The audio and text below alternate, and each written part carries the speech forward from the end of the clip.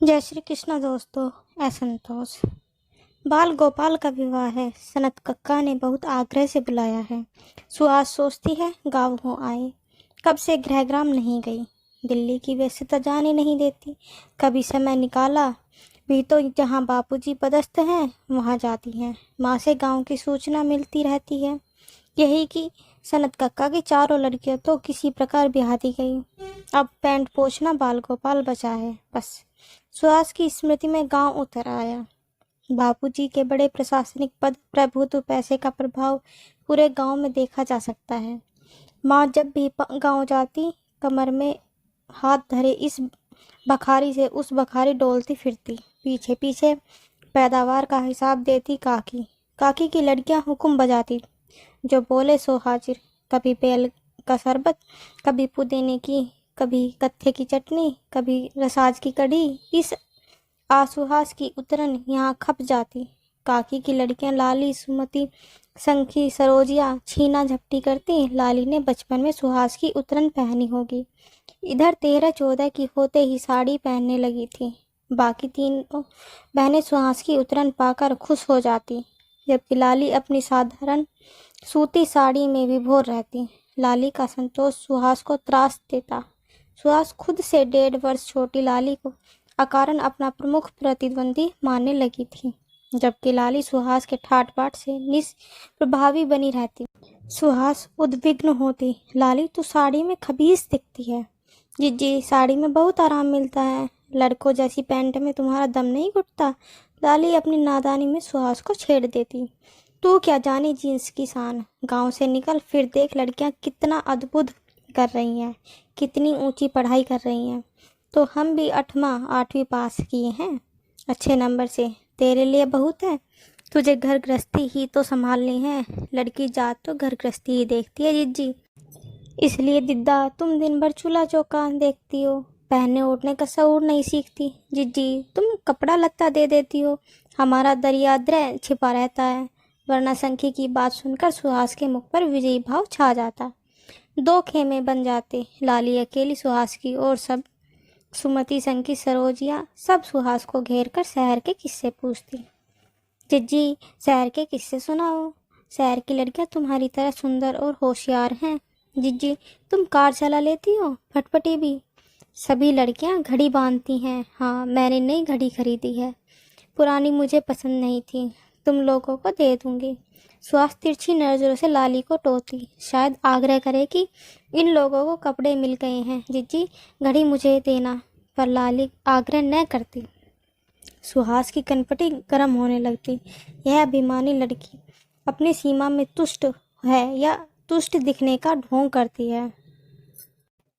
इसे कभी मेरे जैसी सुविधा संपन्नता पाने की चाह नहीं होती। मेरे ठाट बाट से ढा तो हो सकती है। फिर सुहास जब लाली के ब्याह पर गांव आई तो तुष्ट सी कि यह अप्रिय चेहरा अब नजर नहीं आएगा। काकी हुलसकर माँ से बता रही थी, बहू जी बड़ा अच्छा परिवार मिल गया है। माँ बाप और 2 भाई हैं, बस गांव में खेती बाड़ी है। कस्बा में पक्का मकान और निजी आटा चक्की है। लड़का कॉलेज में पढ़ता है, अच्छे नंबर से पास होता है। अपने दहेज के सामान को देखकर लाली लजाए भाव से सुहास से बोली, देखो ना जीजी, अम्मा हमारे लिए क्या क्या सजाए बैठी हैं। पलंग, रजाई, गद्दा, रेशमी चादर, टीवी, टेबल फैन, बर्तन, गहने। उन क्षुद्र सामग्रियों को देख सुहास ने कहा लगाया था, लाली जब मेरा ब्याह होगा ना तब देखना दहेज किसे कहते हैं। बंगला, गाड़ी, फर्नीचर, गहने और न जाने क्या क्या। सुनकर लाली चौंकी तक नहीं थी। शहर में ये सब देना पड़ता है जिज्जी, यहाँ गांव में नहीं चलता। सुहास का जी चाहा लाली के बाल नोच डाले।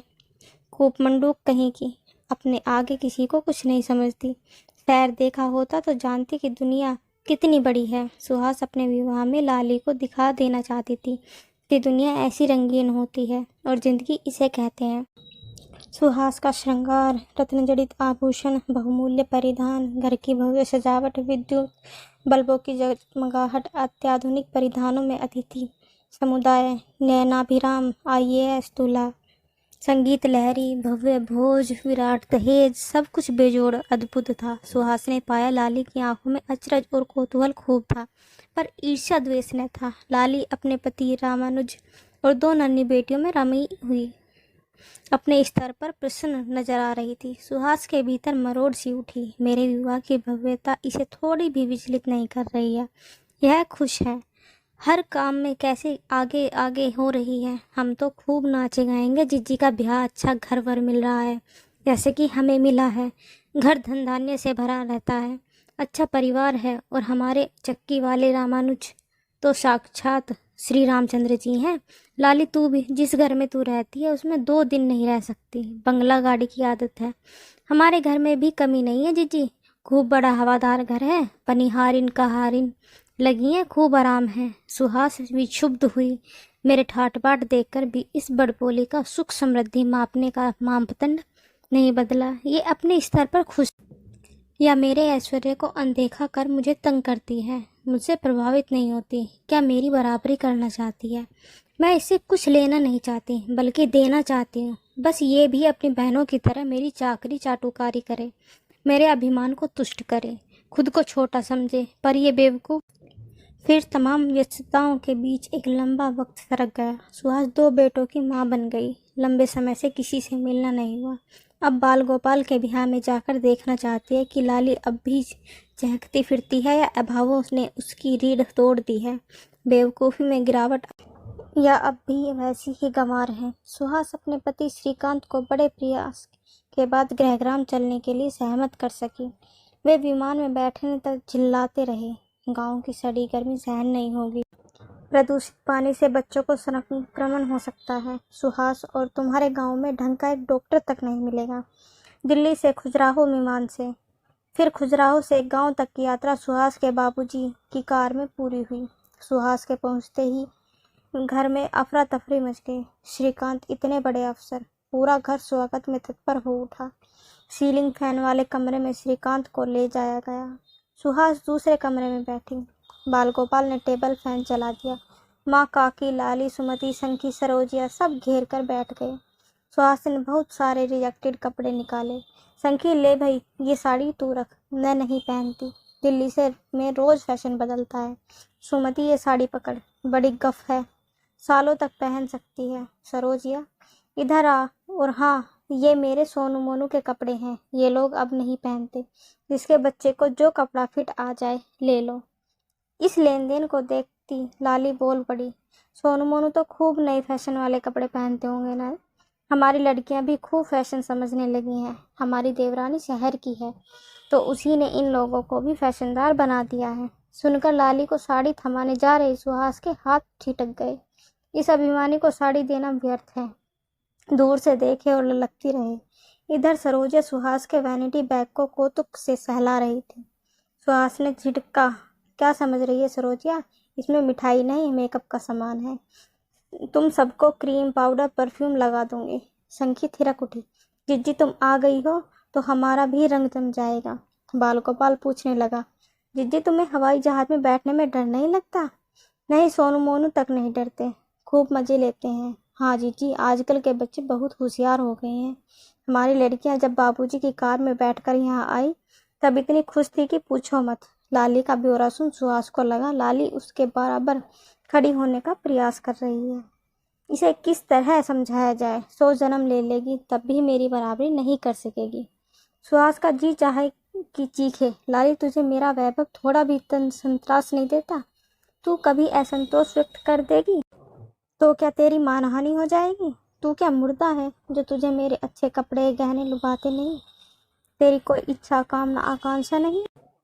तू इतनी संतुष्ट रह कैसे पाती है रे? सुहास के भीतर अकुलाहट बढ़ती गई। लाली को पुकारते हुए सनक कक्का वहां आ पहुंचे। लाली, तुम यहाँ डटी हो, काम पड़ा है, चलो देखो। जिज्जी, तुम सुस्ता लो, मैं काम देख लो, कहकर लाली चली गई। सुहास ने राहत की सांस ली। सुहास को बड़ी देर बाद श्रीकांत का ध्यान आया। बेचारे बोर हो रहे होंगे। उनके कमरे में पहुंची तो देखा वहां दरबार लगा हुआ है। श्रीकांत हंस रहे हैं। कोई पूछ रहा है, कुतुब मीनार कैसी है? जीजाजी, लाल किला और संसद भवन पूछते क्या हो, दिल्ली आओ सब दिखा देंगे, श्रीकांत बोले।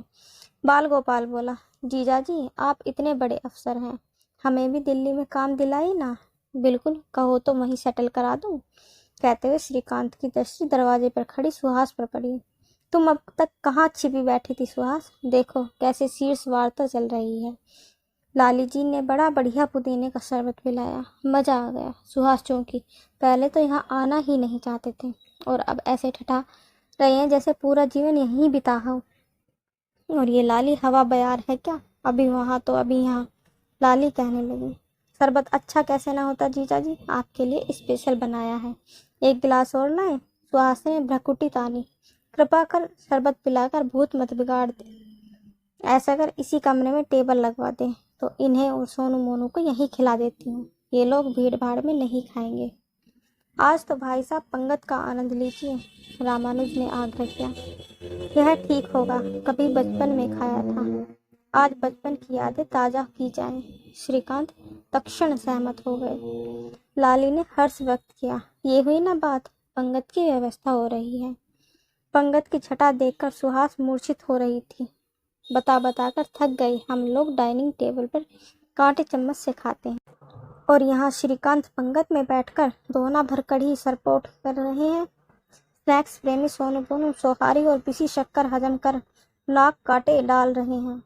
लाली खूब आग्रह करके श्रीकांत को खिला परोस रही है। सुहास को लगा अब अपने परिवार पर ये अपना नियंत्रण खो रही है। तभी लाली मानो उसको उकसाते हुए बोल पड़ी, जिज्जी तुम कहती हो सोनू मोनू खाते नहीं है, देखो कितने प्रेम से खा रही हैं। सुहास को लगा कि लाली कटाक्ष कर रही है।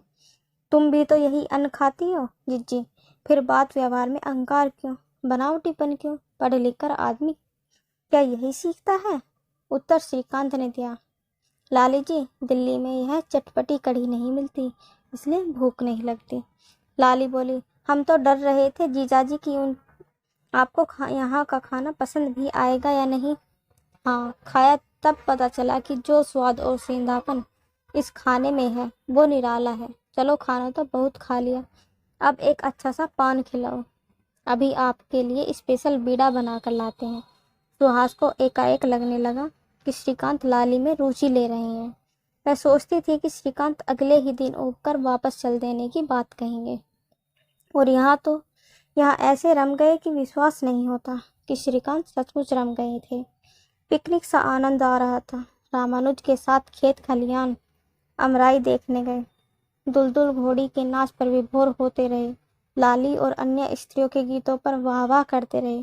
सुहास को न जाने क्यों अपनी माया काया फीकी लगने लगी। सारा अभिमान दबदबा इस 2 टके की लाली के समक्ष व्यर्थ हो रहा है। बिना किसी विशिष्टता व उपलब्धि के यह लड़की उसे पराजित किए जा रही है और वह तमाम माया काया के बावजूद पूरे परिवेश से अलग थलग पड़ गई है। वापसी का दिन। श्रीकांत बीच आंगन में रखी खटिया पर बैठे हैं।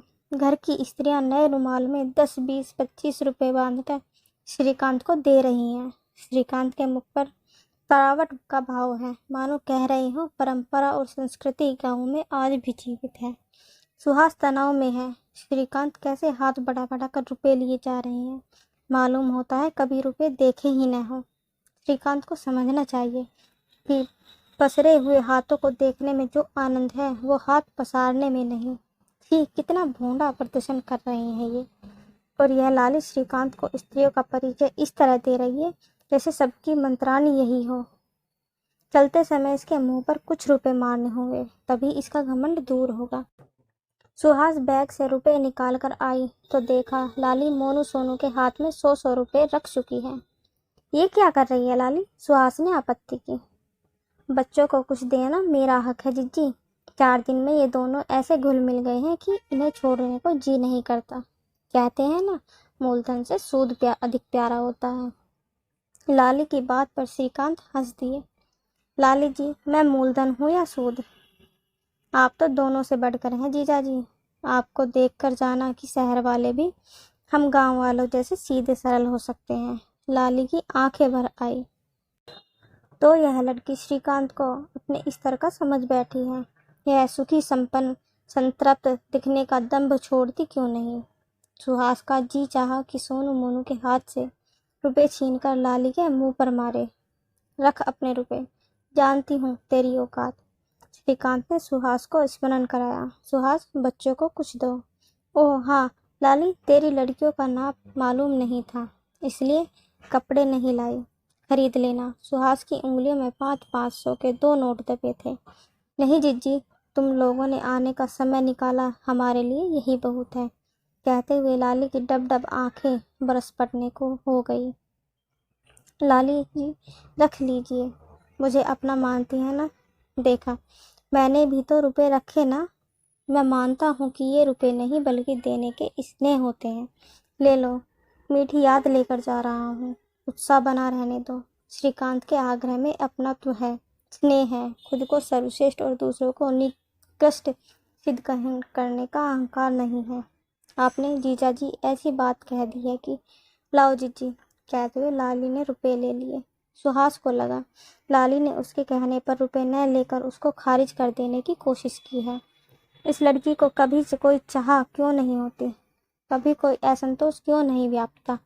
मुझे तो आज भी एक चाह है, पता नहीं क्या पाने की। सुहास को पहली बार लगा कि लाली के पास बहुत कुछ न होते हुए भी शायद सब कुछ है, और उसके पास सब कुछ होते हुए भी शायद कोई कमी है, कोई असंतोष है। हाँ, शायद लाली के संतोष का असंतोष। आते रहिए जीजाजी जीजी। लाली की आंखों में आंसू कपोलों पर बह आए। धूल उड़ाती गाड़ी चल पड़ी। लाली काले धुंधलाते धुएं को देखती खड़ी थी। उसे अब भी मालूम न था कि उसकी सर्वश्रेष्ठ सर्वसंपन्न सुहास जीजी को कोई असंतोष है।